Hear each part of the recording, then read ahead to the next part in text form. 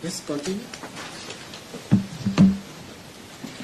My Lord, if we start with the date, oh, sorry, may I seek your indulgence to draw your attention that Kipe Mungai has joined our team, and also that Monday opening, I'll be assisted by Abna Mango and Willis in responding.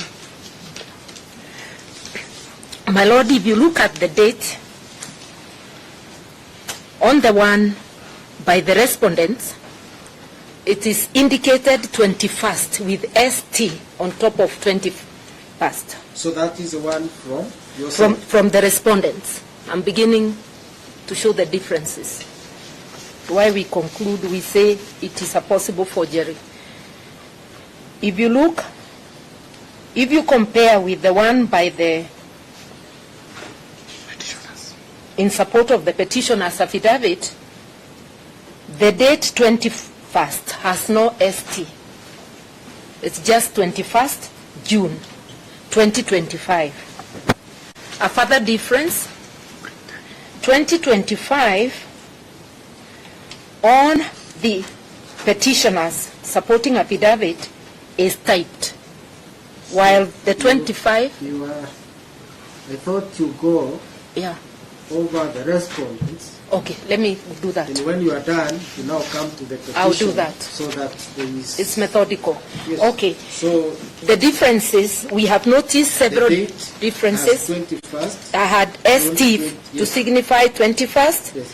And the date 2025, 20 is typed, yes. 25 yes. is written by hand. Yes. Then it has 6 items. It ends at number 6.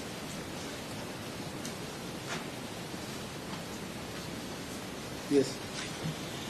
Then it has the name of a witness, Jane Jango.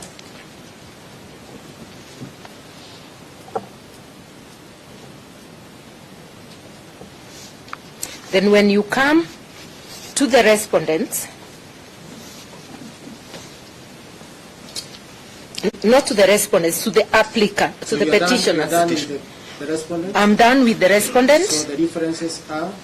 The differences are date 21st does not have an ST, right. And the year 6. I'm done. I've marked 21st ST. Yes, and then the 2025 is typed wholly. It's not written by hand. Unlike theirs. I'm on the respondents.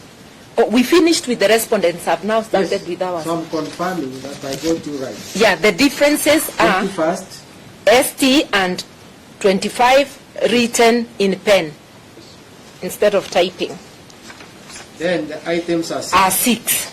The witness, Jane Jango. Mm-hmm. Yes. Okay. Those are the 3 notable things in that one. Mm-hmm. On the one by the petitioner,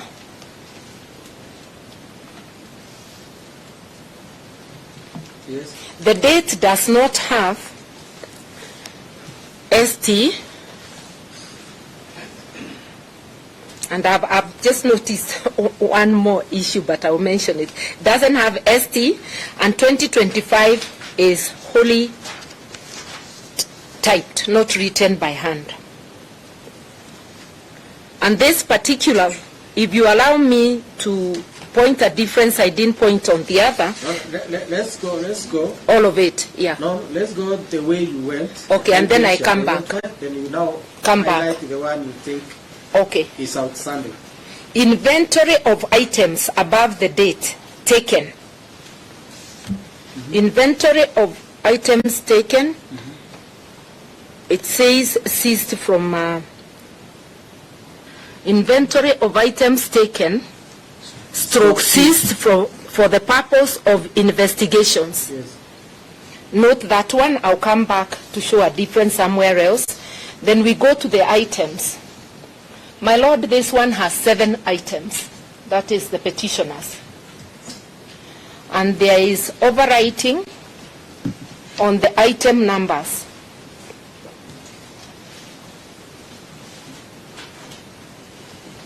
Number 6 is cancelled because number 5 appears to continue up to number 6, so it's cancelled. Number 7 is cancelled. Number 6 is cancelled. Number 7, item. The numbering. The numbering. You can see a cancellation on the letter 6, and then an imposed writing on the number below to be 6. A cancellation below number 6, the imposed number 6, and then an imposed number 7. So the petitioners have 7 items and the numbering has been changed. Yes. Then we go. What about witness? Witness, it is cut, but it appears, the signature appears to be there. This one, yeah.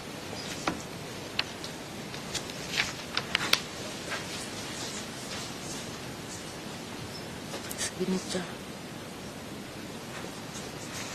But there is still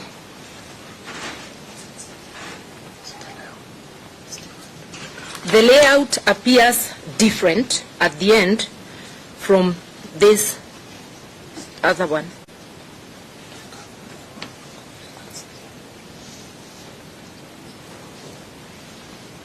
Where is it?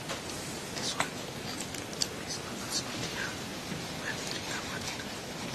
And it has the following words after number 7. It has recovered from name House of Kenyagia Diangui.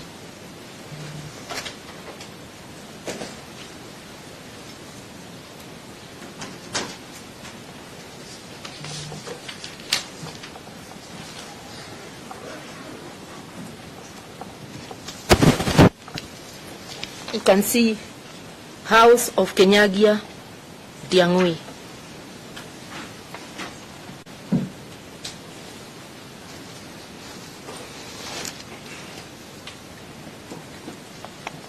.096 is not there. Sergeant 096.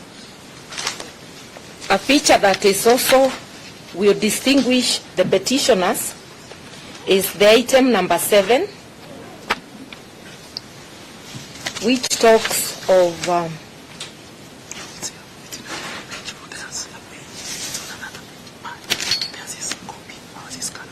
okay. Item number 7, the difference is actually not the writings, is that on our annexure, the petitioner's annexure, item number 7 is on page 1. There is no page 2 of the inventory. It's whilst... So the petitioner's documents have only one page? Only one page.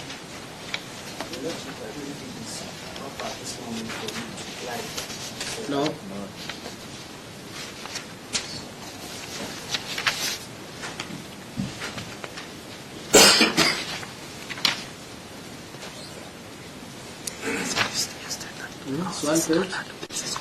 Whereas the respondents is 2 pages. You see that number 7 is on page 2. Ours, it's all on 1 page.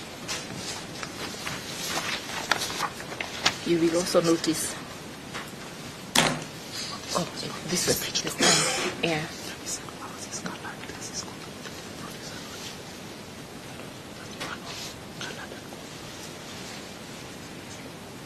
But you see the one with the coat is black and white. Yeah, we can leave it for now. So what we are saying... Can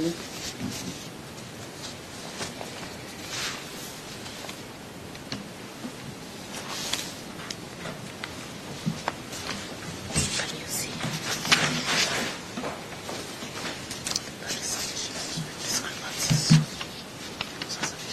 No, but... Oh, yeah. So we do not have the signature of Oyalo. Yes.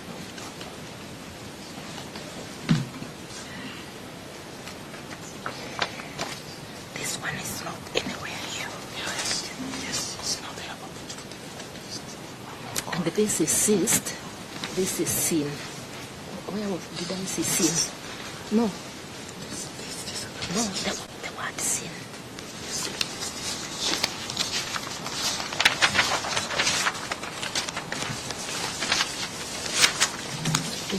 This is seen. It also has the word seen. This one. No. Yes. This.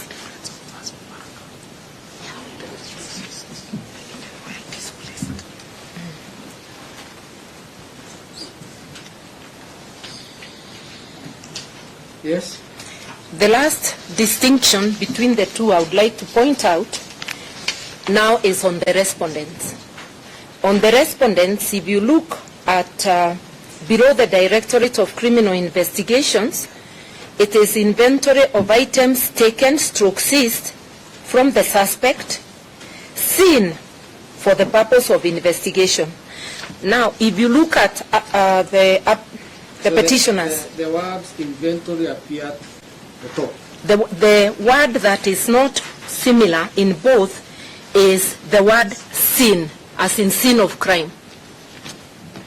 Whereas the respondents, one, in that heading, has the word sin, and these are typed. The word sin does not appear on the copy of the supporting affidavit of the petitioners. Yeah. I'm not a document examiner, but even the writings appear different. So with respect, we suspect that the exhibits annexed to the replying affidavit of the respondent, Koplo Itegi, are a forgery.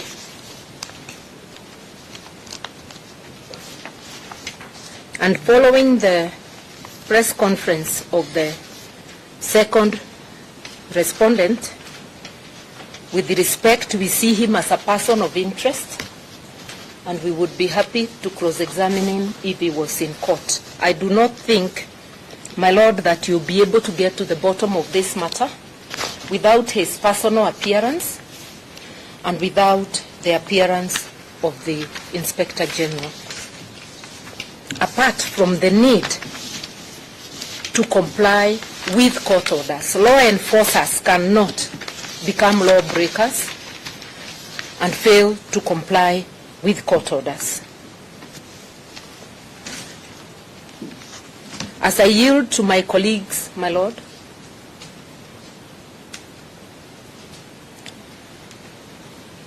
you will note from the documents, and I've already stated it, that Diang'ui Kenyagia has been missing for the last 10 days. Yes. I just want to say, my Lord, with respect that it appears, because this is not the first case, that detention without trial is being returned. Kenyans refer to the KANU era when it happened as the dark days. Those dark days, my Lord, at least the state used to acknowledge it's holding somebody by whipping out a detention order. The detention today, extrajudicial detention, is accompanied by a denial. I'm just wondering aloud, why would we have documents that are so dissimilar that are most probably a forgery? We need an explanation from the two individuals, Inspector General and the Director of Investigations. And I would like to say that any alleged matter said by the caretaker who has not sworn an affidavit and who appears to have made a general statement, not a statement to the deponent. If you look at paragraph 14 of the respondent's affidavit, it says, the said caretaker informed officers that the second petitioner had left the house earlier in company of another man and 2 unknown ladies. He doesn't say he has been told by her, which he verily believes to be true. It's a marketplace statement. He said to the officers, this is hearsay, should be expunged, unless if the lady herself swears affidavit and avails herself for cross-examination. What if the 2 others he left with were an advance party to abduct while the others come back and search? Those are things we can never know. Yes. I sit just down with one proposition. The coincidence of the house being broken into by the police, which they now admit, and my colleagues will be dealing with the illegalities of that, and his disappearance, and the conduct of the DCI and the police generally in this country in matters relating to abduction, leads to the inescapable conclusion that indeed they arrested him and then ransacked his house. I yield to my colleagues.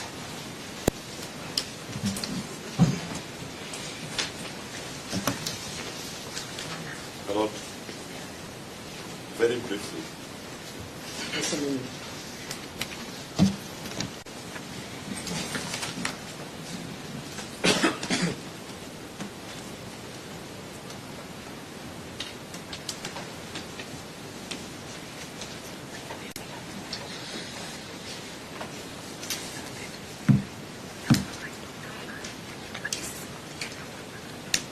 Yes, Mr. Chairman.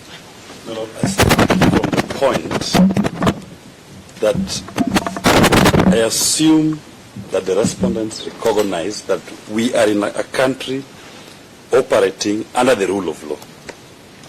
And if they accept that fact, then a competent court having made an order, I've never seen orders that are so express and explicit like this one, directing the IG